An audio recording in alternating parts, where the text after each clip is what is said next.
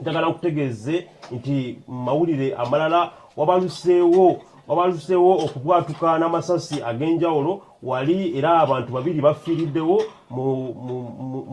mu kulumbagana okwaka mobile money oba mu kulumbagana bizinesi ya mobile money era mu bano abafiiriddewo mubaddemu n'omukulu abadde muganda wa myuka Lord Mayor w'ekibuga Kampala Dorothy Nyanjula era nga omukyalo ono tulabye nga family ekubye olukungaana bakungubagidde abadde muganda waabwe era abakulu bategeezezza nti government efu okulaba nga erwanyisa okulumbibwa kwa mobile money ez'enjawulo anti kati kiyinza okuba nga gufuuse muze eri abaseddekeze oba abantu abafuba okulaba nga batabangula n'okugyawo emirembe gy'abannaabwe abeefubyeko okuba nga beejulula mu bwavu naye nga bayita mu mikutu gino egya mobile money awo nno abaddewo babiri abafiiriddewo era poliisi ekyalwana bwezizingirire okuba okulaba nga bakyalwanyisa embeera eno so nga mu mawulire ag'enjawulo era amalala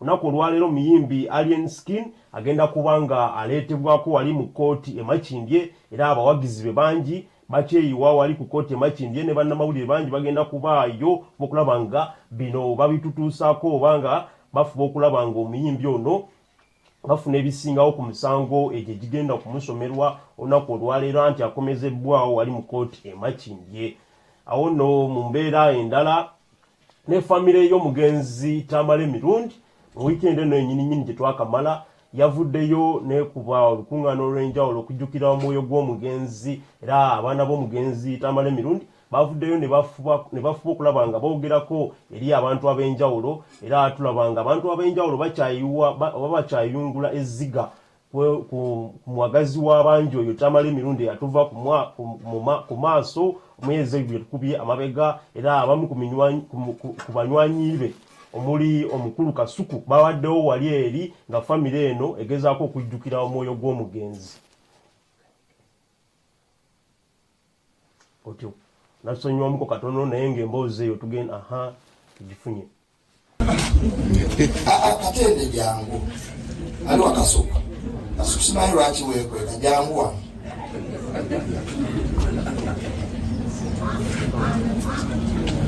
nga sinaba kumaliriza speech yange so kubeeko obugambo bw'oyogera Kasuku on behalf of the whole media fraternity eri wano Saimo n'abalala bonna neyongereyo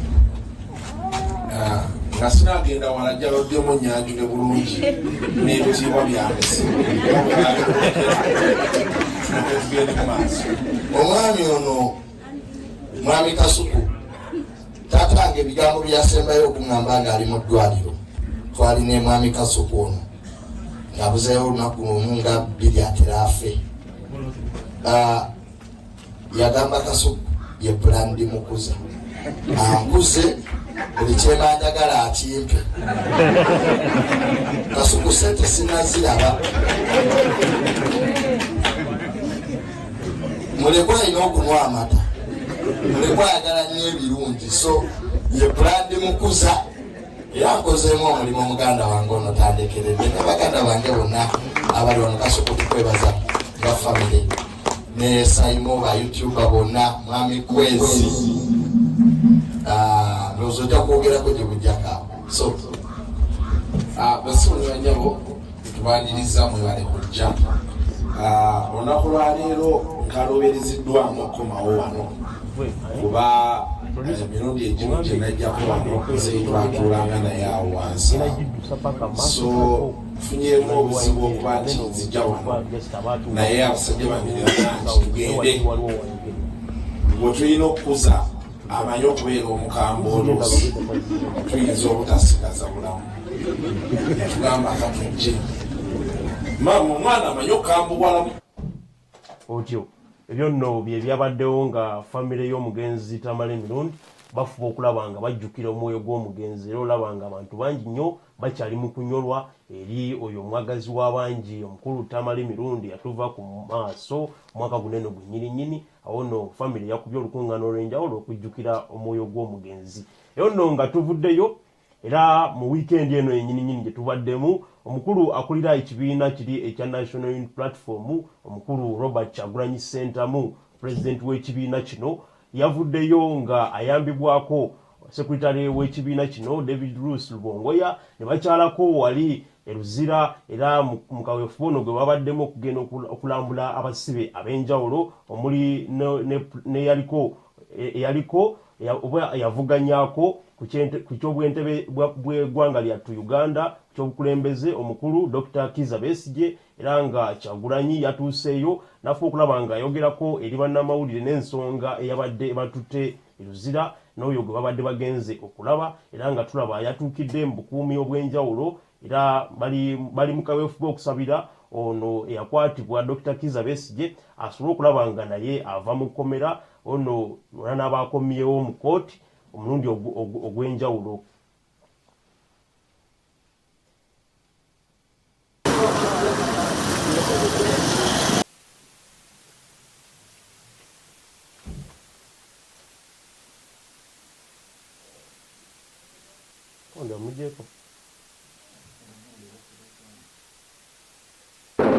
Mu Luzungu olumbadde mu Luganda. Sorry. The fact that this is not the first time. We remember 36 members of the FDC were abducted from Kenya and illegally brought back to Uganda and charged. Now this has not happened to an ordinary person. It has happened to a very respectable opposition leader, Dr. Kizza Besigye. It goes further to show us that Kenya is no longer a safe haven. We used to look at Kenya as a safe haven for dissidents in Uganda, especially that it had a certain degree of respecting the law. But now, if this is happening to even senior leaders, then nobody is safe.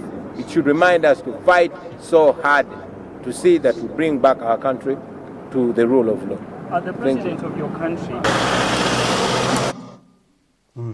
Oyo nno y'omukulu akulira ekibiina kiri ekya National Unity Platform era nga ayambibwako abakulu okuva mu kibiina kye bakyaddeko wali mu Eruzira okulaba nga balambula abasibe ab'enjawulo. Awo nno mu mawulire amalala abayizi abaweerera ddala 2276 okuva mu masomo ag'enjawulo batikiddwa wali ku ssettendekero wa Kampala International University. Bano nga batikiddwa okuva masomo ag'enjawulo era nga mbatikiddwa ku mulundi guno ogwasatu ogwa university eno ng'etegeka amatikira batikiddwa mu degrees era abalala batikiddwa PhD oba degree ez'okubiri era abalala batikiddwa mu diploma era mu kaweefube ono university eno kwerimu okulaba nga batumbula ebyensoma wano mu ggwanga Uganda. Abayizi ab'enjawulo naddala abawala be babadde mu kutikira kuno okw'omulundi ogwasatu era bano tubayozaayoza era tubagamba nti muyogeyoge.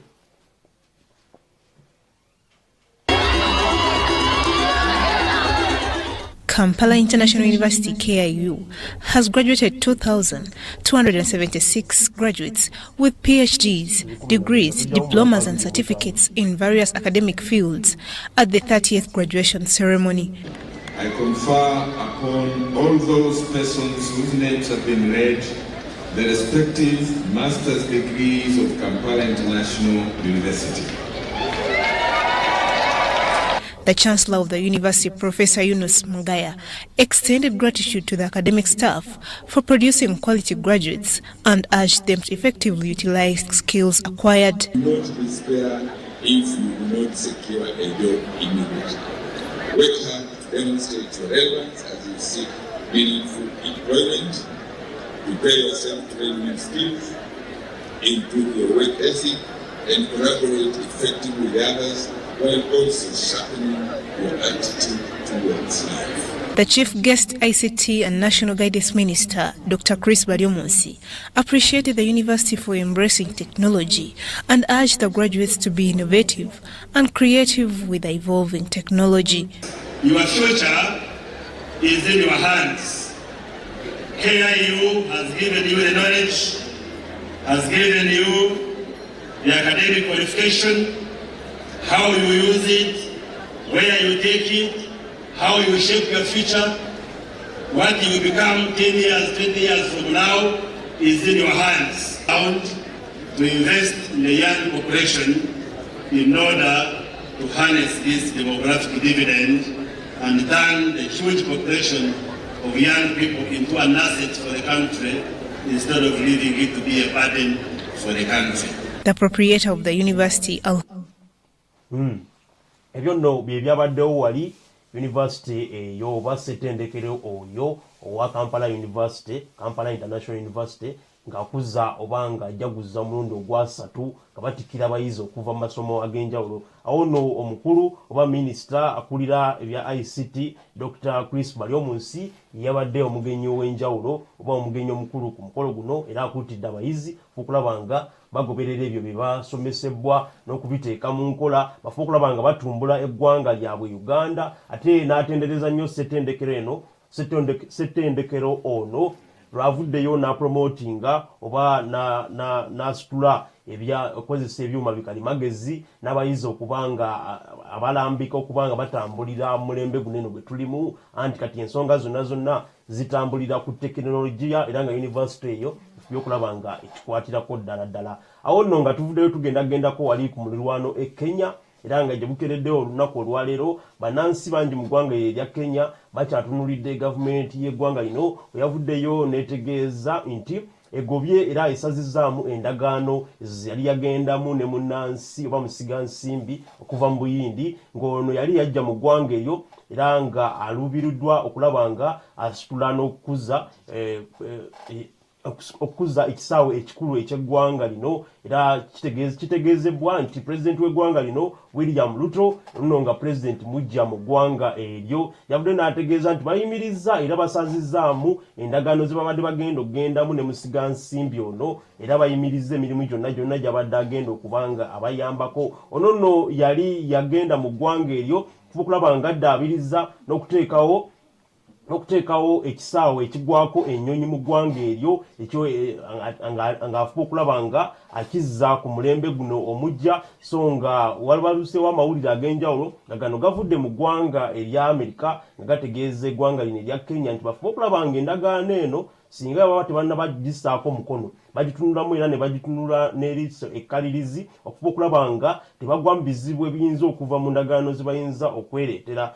Kino nno kirobedde pulezidenti w'eggwanga lino okuyita abakiise mu paaliyamenti y'eggwanga lino ab'enjawulo afu okulaba nga abasomera era n'abategeeza nti endagaano eno bagisazizaamu, era bannansi bangi basanyuse era ne bategeeza nti afu okulaba nga n'ebintu ebirala abitunulamu, anti gye bukeereddewo olunaku olwaleero nga abatendesi oba abasomesa okuva mu yunivasite ez'enjawulo bakyali mu kwegugunga, ate nga n'abasawo okuva mu malwaliro ag'enjawulo mu ggwanga erya Kenya bakyali mu kwegugunga kwebyo bye bagamba nti omusaala gwabwe guyinza okuba nga tegubasanyusa. Kati nno bannansi bategeezezza nti pulezidenti engeri gy'avuddeyo n'aggyawo ensonga eno oba endagaano eno gye babadde bawa musigansimbi okuva mu Buyindi, ensonga endala nazo afuba okulaba nga azitunuulira. Awo nno bajja kuba bamwenyumirizaamu nga gyali nti ye pulezidenti omujja w'eggwanga erya Kenya. If seen through, the deal would have given India's Adani Group control of key infrastructure in the energy and aviation sectors. Adani had proposed modernizing Kenya's Jomo Kenyatta International Airport by adding a new runway and terminal, triggering protests from airport workers. I now direct, in furtherance of the principles enshrined in Article 10 of the Constitution on transparency and accountability, and based on new information provided by investigative agencies and partner nations, that the procuring agencies within the Ministry of Transport and the Ministry of Energy and Petroleum immediately cancel the ongoing procurement process for the JKIA expansion public-private partnership transaction. Lawmakers appeared to give Ruto a standing ovation for terminating the deal. Heavily armed security forces patrolled the streets outside Parliament during Ruto's address.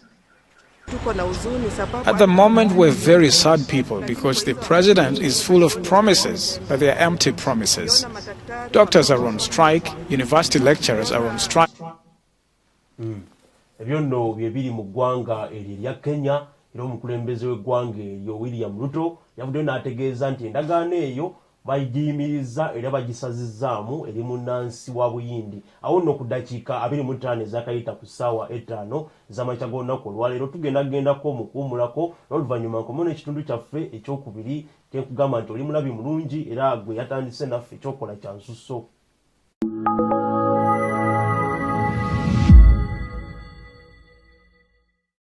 In today's fast-paced world, managing educational institutions efficiently is more crucial than ever. Introducing the Urban Schools System and mobile app, a comprehensive solution designed to streamline school management and enhance communication between schools, students, and parents.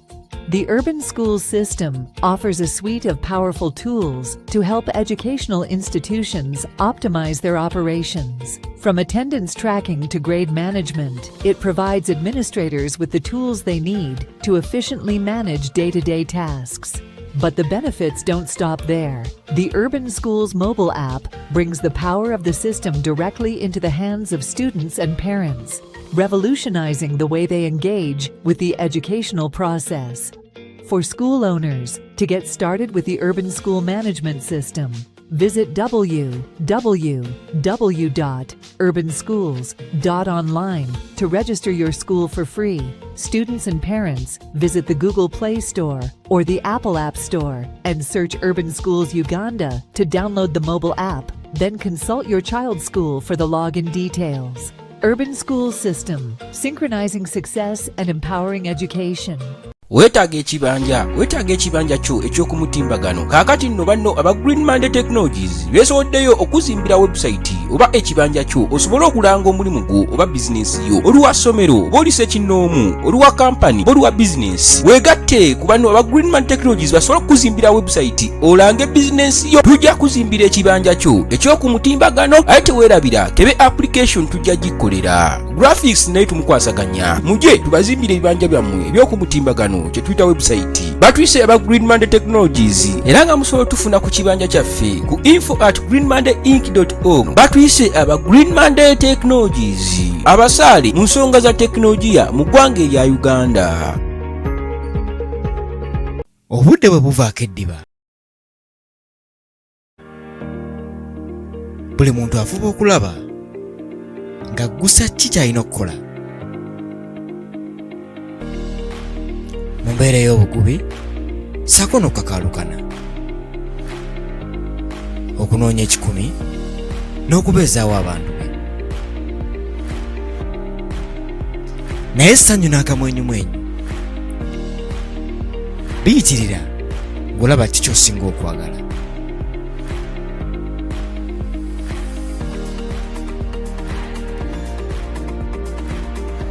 Naye ate essanyu bwe liggwaawo, teweeraliikirira downloadinga GMTV app ofune essanyu litakoma wonna wooli. GMTV app ye TV ey'omu ngalo, eriko obuzannyo ne firimu enjogerere ssaako n'emipiira. Ate ng'osasula nusu 10 olunaku, ate $2 omwezi kasita obeerako ne datawo.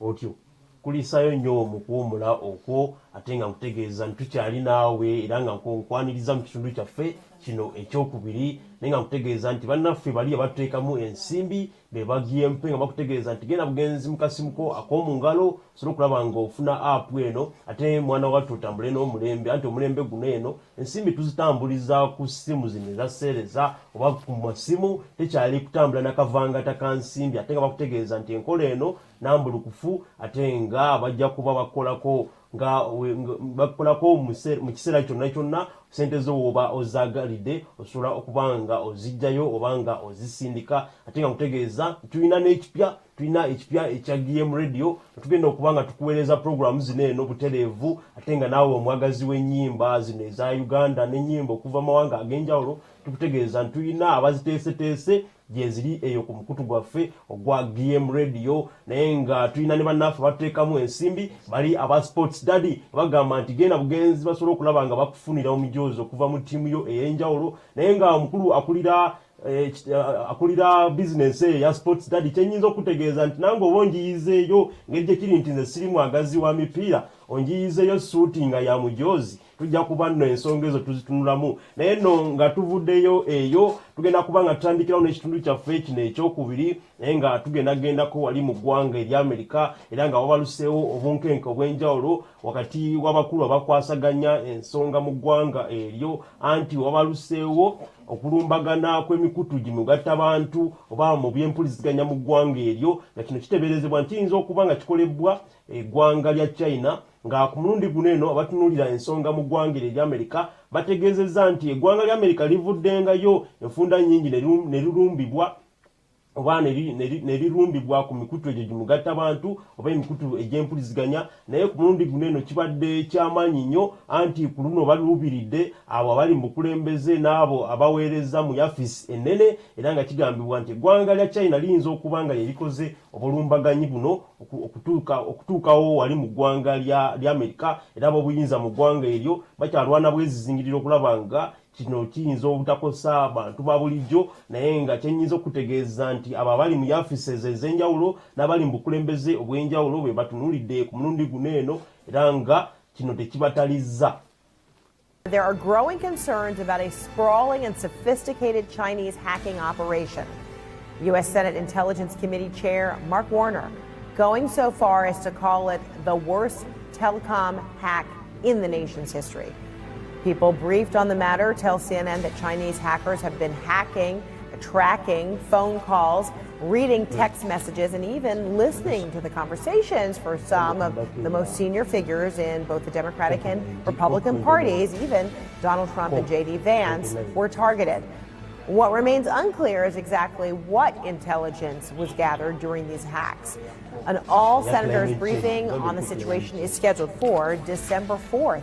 CNN cybersecurity reporter Sean Lingus is tracking the latest details live from Washington. Sean, what more are you learning about all this? Well, Frederica, this has been a 5-alarm fire since it started, since we learned about it several weeks ago. We've been chasing the story along with every other major outlet. But let's be honest, this is a feat of espionage that the U.S. government would be envious of. It's fair game, considered fair game to go after political targets, to listen to their calls. The National Security Agency here in the U.S. has done the same to other foreign leaders. However, the scope of this hack is really what is troubling U.S. officials. We're talking every major U.S. telecom provider that has been targeted, and they're going after, as you said, senior political figures. The incoming President-elect Donald Trump and his running mate J.D. Vance. We've also reported that Senator Chuck Schumer's office has been targeted. So they really are turning over every stone in an effort to try to listen to what senior.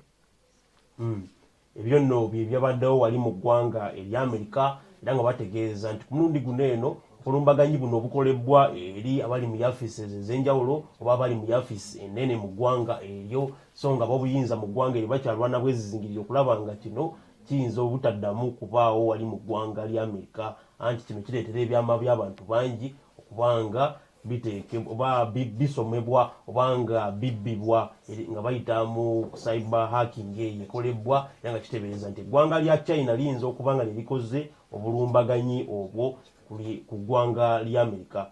Awo nno mawulire amalala nga tuzzeeko mu lukuŋŋaana lw'amawanga amagatte oba mu lukuŋŋaana olwetabiddwamu amawanga ag'enjawulo nono nga ku mulundi guno eno babadde batunuulidde enkyukakyuka y'embeera y'obudde mu mawanga ag'enjawulo. Awo nno amawanga ag'enjawulo kuva mu nsi yonna gavuddeyo ne geetaba mu lukuŋŋaana luno olubadde lukubizibwa ekitongole eky'amawanga amagatte bakiyite UN era nga ku mulundi guno eno bano bavuddeyo n'ekiteeso ekyokusaba amawanga gano agasuumuse muganne waago mu byensimbi gafuba okulaba nga gavaayo gavugirire amawanga agakyali amaavu naddala wano eno mu Africa fuba okulaba nga balwanyisa enkyukakyuka y'embeera y'obudde muno nno nga baluubiridde ku nsimbi zino zikozesa okusimbako emiti n'okuzza ebyo n'okulwanyisa okukosebwa kw'obutonde anti bino bifiirizizza abavubi ne bifiiriza abo abeenyigira mu by'obulimi ensimbi eziwera so nga amawanga agamu gakyagoyebwa enjala ereetebwa enkyukakyuka y'embeera y'obudde. Wano nno mu lukiiko luno abaluseewo obutakkaanya wakati w'abano ne bannansi oba abakiise okuva mu ggwanga lya Buyindi anti bano beekandaze era ne bafuluma olukiiko luno ne bategeeza nti olukiiko bye lubadde lwogerako bayinza okuba nga tebakkiriziganya nabyo era ensimbi ezo zibadde zisabiddwa. Buyindi etegeezezza nti ziyinza okuba nga zikyali ntono ate olukiiko luno luyinza okuba nga bakiise abamu tebatunulidde mawanga malala agakyali mu kwekuba empya okulaba nga gafuna ensimbi eziganyulula mu buzibu buno. Awo nno abakulira olukiiko luno eno oba abakulu abakulira olukiiko luno babadde bavuddeyo ne bategeeza nti ensimbi eziwerera ddala $billion bisatu zezigenda okuŋŋaanyizibwanga buli mwaka okulaba nga bavujjirira amawanga ag'enjawulo. Wano nno n'olukalu lwa Africa lubadde omu ku mawanga agagenda okuba nga gatunulibwa oba nga bagavujjirira ensimbi zino okulaba nga galwanyisa enkyukakyuka y'embeera y'obudde. World leaders have agreed an 11th-hour deal on climate finance at the COP29 summit in Azerbaijan. Wealthier countries have pledged $300 billion a year by 2035 to help poorer nations tackle climate change. But there wasn't universal support for the deal, with the Indian delegation calling the figure a paltry sum. Just hours before, it looked like the talks were on the verge of collapse after a group representing underdeveloped and lower-lying nations walked out of the conference room. They eventually came back to the negotiating table, but were angered by the offer from wealthier nations, which was far short of the $500 billion they wanted. From Baku, here's our climate editor, Justin Rolat. It was in the early hours of this morning when the key text was agreed. To huge applause from the room. This deal was hard fought. At one stage, the talks looked set to collapse. Representatives of dozens of the world's least developed countries stormed out of a key meeting. We've just walked out. We came here to this COP for a fair deal. We feel that we haven't been heard, and there's a deal to be made, and we have not been consulted. At the same time, there was an effort by a group of fossil fuel-rich countries, led by Saudi Arabia, to water down a promise made at last year's COP conference to transition away from fossil fuels. The final deal here includes both a $300 billion a year commitment to helping developing countries tackle climate. Ebyo nno bye byabadde mu lukuŋŋaana olwo olwatuuzibwa wali mu kibuga Baijan era nga bano baluubiridde okufuba okulaba nga batunuulira engeri enkyukakyuka y'embeera y'obudde bwegezezzaako okubanga egoya amawanga ag'enjawulo. Awo nno ensimbi ezo ziwerera ddala $1 billion bisatu zezigenda okuŋŋaanyizibwa buli mwaka paka omwaka gwa 2035 okufuba okulaba nga kino bakirinnya ku nfeete. Awo nno amawanga agasumuse mu byensimbi gakubiriziddwa okubanga geenyigira mu kino anti kiteeberezebwa nti amakolero ag'enjawulo ne bifutafuta ebyo ebireetera embeera y'obudde okukyuka biva mawanga ago. Ate nno amawanga gano agakyali mu kwekuba ensimbi okuba agakyali mu bwavu obw'enjawulo naddala wano mu Africa nago gakubirizibwa okulaba nga galwanyisa kino era nga balwanyisa okutema emiti oba okusanyawo obutonde. Eyo nno nga tuvuddeyo mawulire ag'enjawulo okuvaako wali mu ggwanga lya Mozambique nga bano bakajja bave mu kalulu mwezi guneno gwe twakakuba amabega mwezi ogw'Okitoba. Wano nno mu ggwanga lino erya Mozambique wabalukawo okwekalakaasa okw'enjawulo eri bannansi mu ggwanga eryo nga ekyabaleetera okweyiwa ku nguudo byali ebyava mu kalulu ak'omwezi ogw'Okitoba era nga banansi mu ggwanga eryo n'okutuusa kati bakyeyiwa ku nguudo okulaga obutali mumativu eri ebyo ebyava mu kakiiko k'ebyokulonda ebyavayo ne bitegeeza nti abadde pulezidenti w'eggwanga eryo era ava mu kibiina ekyakafuga eggwanga eryo okuva emyaka 5 yafuuse pulezidenti oba yazze mu ntebe y'obwa pulezidenti mu ggwanga eryo. Kino kyaleetera abaali bamuvuganya omuli omukulu eyakwata ekyokubiri mu kalulu ako ng'ava ku ludda oluvuganya okuyita mu bannansi okubakumaakuma bagende beeyiwe ku nguudo. Kati nno kino bwe kijidde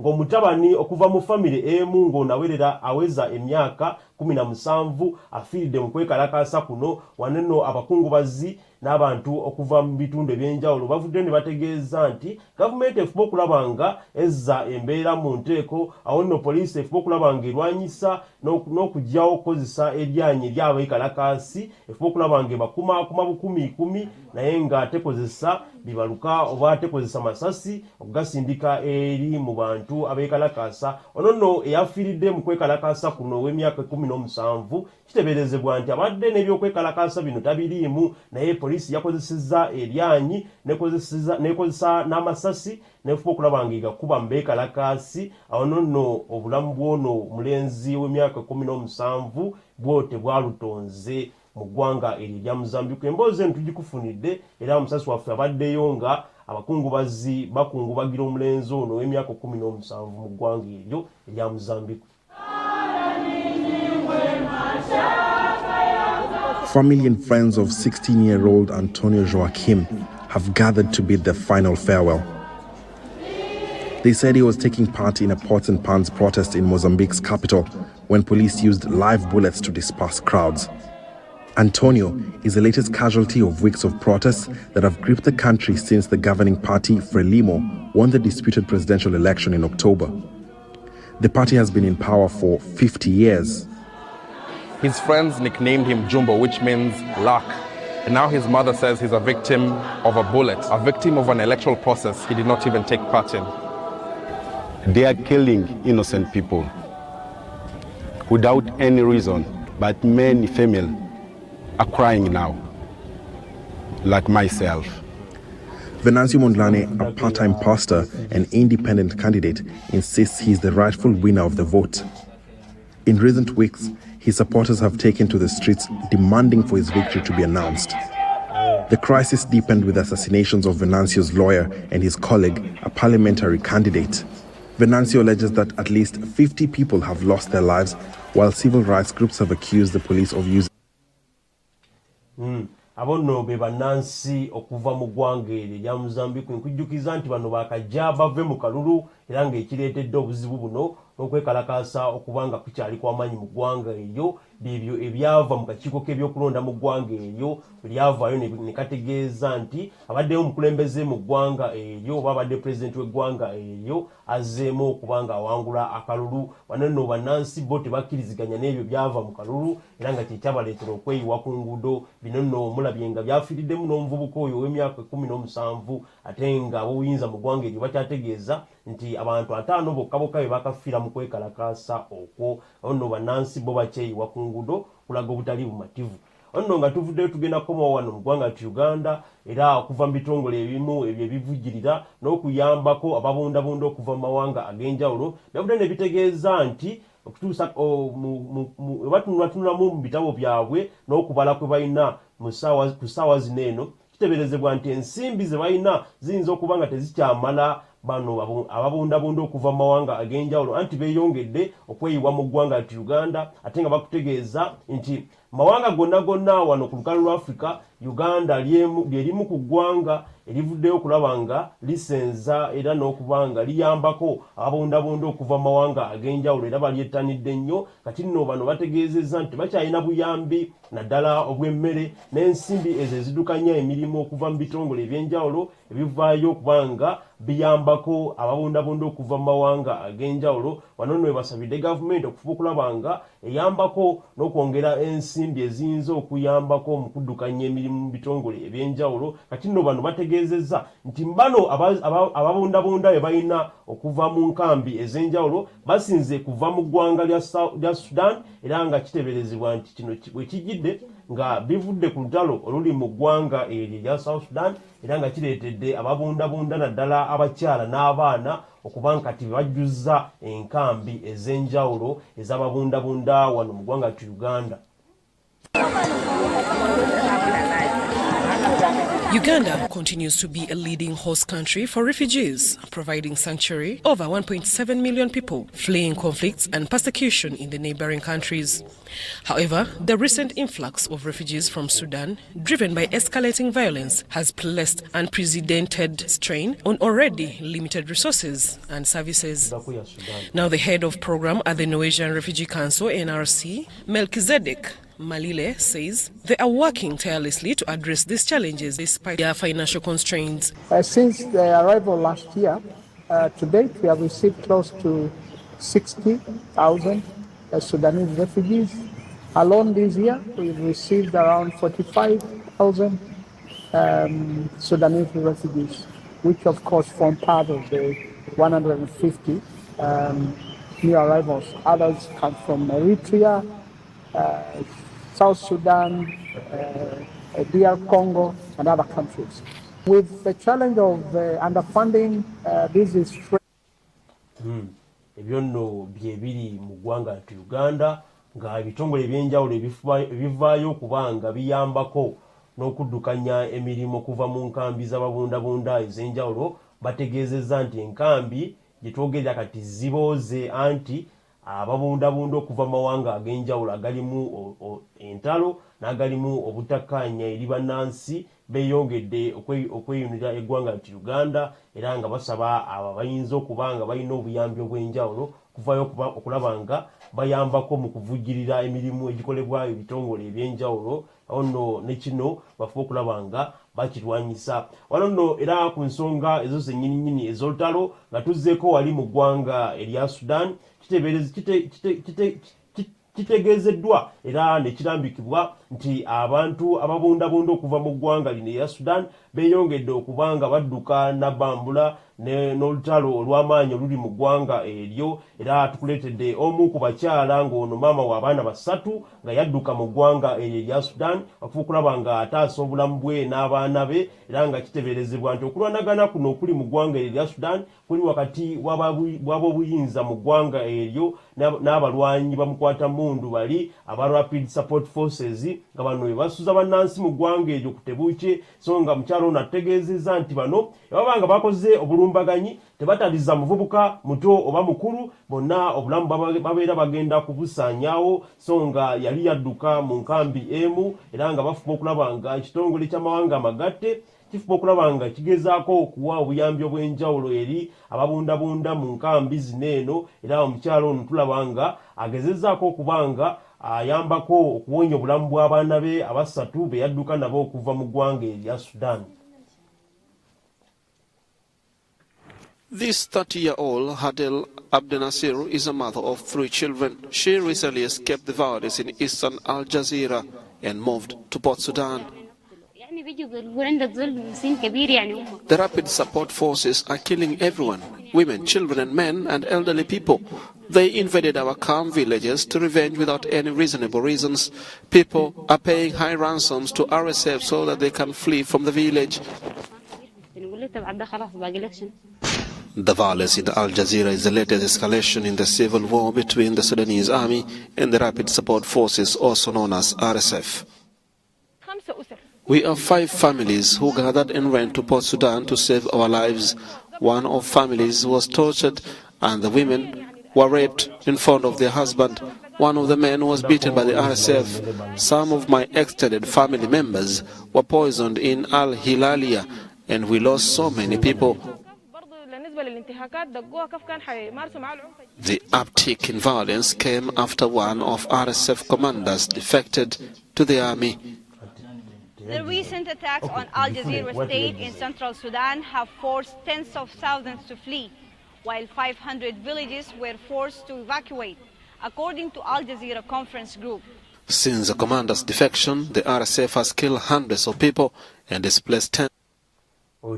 Ebyo nno bye biri mu ggwanga erya Sudan nga bannansi bagezaako okubanga bataasa obulamu bwabwe eri nabbambula obulumbaganyi obuli mu ggwanga eryo wakati mu lutalo oluli mu ggwanga eryo n'ab'obuyinza nga bafuba okulaba nga balinnya ku nfeete eri obukundi obw'enjawulo oba bugurupu obw'enjawulo obuvuddeyo okulaba nga busuza bannansi mu ggwanga eryo ku tebuukye. Eyo nno nga tuvuddeyo tugenda koma wano mu ggwanga Uganda tugenda kutunulira emboozi ey'abavubuka ababiri abakubiddwa amasasi bano nno nga babadde bakola ku mobile money era nga mu bano ababiri abafudde mwe muli n'abadde muganda wa Myuka Lord Mayor w'ekibuga Kampala omukyala Dorothy Nyanjula era nga family evuddeyo nefuba okulaba nga ekungubagira omuntu waabwe era ne bafuba okulaba nga basaba gavumenti eveeyo etangaze era erwanyise kulumbagana kwa business zino eza mobile money anti zibadde ziyambyeko ensangi zino kubanga ensimbi tuzitambuza kati nno abasedekezi oba abalwanyi n'abakwata mundu wano mu ggwanga bakyegirisa era nga bakyalumba business zino eno okutulugunya abo bonna abaziddukanya wano nno obulamu bwabo ababiri ababadde baddukanya ka business ako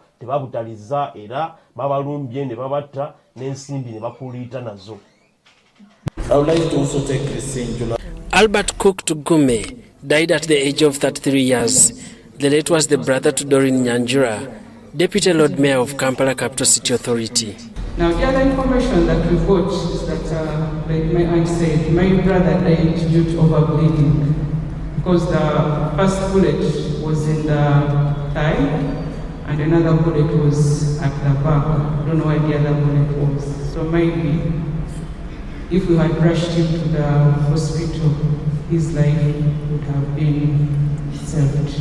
Albert Cook Tugume and Barnabas Sabiti lost their lives during an attack by unknown gunmen who opened fire at a mobile money shop in Tinda, owned by the late Tugume. We pray, Heavenly Father, that you is a God of justice. Bring about justice in our land. May your justice prevail. May your righteousness prevail. Prevail, Lord, over this country, Uganda. This incident and many others pending investigations resurrected the attention of the political leaders who attended the funeral service of ebyo nno byabaddewo nga family eyo egezaako kwongobagira omwana waabwe abadde akyali muvubuka muto naye nga ono yalumbibwa era abadde addukanya ka business aka mobile money so nga yakubiddwa amasasi era nga poliisi ekyalwana bwezizingirira okulaba nga abantu bamukwata mundu bano eno tebalwanisa era efuba okulaba nga ebakwata kati nno nga tuvuddeyo eyo obaluseewo okubaluka okw'enjawulo wali mu ggwanga lya Isirayiri era nga kiteeberezebwa nti kuno kuvudde mu ggwanga lya Lebanon so nga bino we bijjidde nga Isirayiri ene badde yakalumba eggwanga lino erya Lebanon era mu kubwatuka okwo kwaliwo sabbiiti eri gye tukubye amabega okwafiiramu abantu abawera 29 wali mu kibuga Beirut era ku mulundi guno eno ngeri gye kiri nti amawanga gano eno galina enkola eno etegeeza nti akufumbira ey'omutwe omufumbira ya bigere era Lebanon nayo evuddeyo nefuba okulaba nga yeerwanako era neweereza emizinga egy'enjawulo nga gino gibadde giweerera ddala emizinga 340 nga gisindikiddwa wali mu ggwanga lya Isirayiri era nga gisanyizaawo ebintu bya bukadde na bukadde so nga n'obulamu bw'abantu abawerako buyinza okuba nga bulugendeddemu wano nno ebizimbe ebyenjawulo bisuze biri ku ttaka wakati w'obulumbaganyi buno eno era ab'obuyinza mu ggwanga eryo erya Isirayiri bafuba okulaba nga bakyalwanako okufuba okulaba nga bajja abantu ababikiddwa ebifunfugu ebyenjawulo wakati mu bizimbe ebyo bibakubiddwa oba mu mizinga egyo gikubiddwa ebizimbe ebyenjawulo mu ggwanga eryo. Hezbollah fires rockets at targets in the heart of Israel. In Petah Tikva, Nahariya, and Haifa. According to the Israeli army, hundreds of rockets and projectiles were fired from Lebanon across Israel. Extensive damage was reported in several direct impacts that included 2 military installations. Cars were set on fire and buildings were heavily damaged. residents in Israel's most populated area took cover in shelters and safe rooms. Israel's sophisticated air defense systems did not intercept all the rockets. Some people were treated for injuries. At least one was described as serious. Rockets kept falling into the night, with shrapnel reaching Tulkarem in the occupied West Bank, where there are no shelters or sirens. Several people were injured in the Tulkarem refugee camp, and buildings sustained damage. Discussions on a possible ceasefire deal with Lebanon continue in Israel without a breakthrough until such a deal is. Ebyo nno bye byabaddewo wakati w'amawanga ago nga gagezaako okweraga eryanyi. Bino nno tubivumirira ffe anti bireetera bulamu bw'abantu bangi okubanga bugendera mu matigga ate nga busaanyizibwawo olumu ku bo nga abamu babayinza okuba nga tebeetabye na lutalo luno kati nno obulamu bwabwe ne bugenda butyottayo. Wano nno ngenda kubanga nzigalawo ekitundu kyaffe kino ekyokubiri naye nga nkutegeeza nti puroguramu eno ebeerawo okuva Monday paka Lwakutaano. Kati nno njagala nkutegeeze nti buli Lwakutaano okuvannyuma lwa ssaawa 2 tugenda kubanga emboozi eno tuzikukunganyiza tuba tufunye mu wiiki yonna yonna eziba ziridde mu zinne waazo akendo mu puroguramu yaffe eŋŋanzi eya weekly round up bwe tugenda okuba nga tutula n'abakugu tufa okulaba nga emboozi zino eno tuzikubako ebirowoozo oba nga tuleeta emiramwa egy'enjawulo mu kaweefube we tugenda okuba nga tutunuulira amawulire gonna gonna agaba gafudde mu wiiki. Wano nno njagala nkutegeeze nti tulina ekipya ekya GM Radio. Wano nno mmwe mwenna abavubuka abagazi b'ennyimba tukutegeeza nti omukutu gwaffe ogwo nagwo gye guli ate nga tufuba okulaba nga tukusanyusa ne programu zino eno zennyini tugenda kuba nga tuziweereza ku mukutu ogwo butereevu naye nga kutegeeza nti tulina n'omukutu gwaffe guli ogwa GMTV live on TikTok. Wano nno gwe wenna ng'oli gy'oli tekako buteesika ddatako ofa okulaba nga programu zino eno ojja kuba nga ozinyumirwa. Wano nno nkutegeeza ntandika ne programu ya Morning Dew ate nno nze nenzijja mukulu Munakyagwe n'akikwatamu awo ne sports eri gwe omwagazi w'emipiira naye nga ngenda kuba nga nkwerekereza zizino ndaba eddakiika 57 ze zaakayita ku ssaawa 5 ez'amakya g'olunaku olwaleero. Nkoze ne Munakyagwe Dennis abaddeyo mu control room ate nga ne producer Dan abaddewo okuva ku makya nga tukuteekerateekera emboozi zino eno okufa okulaba nga bino tubikutuusaako butereevu.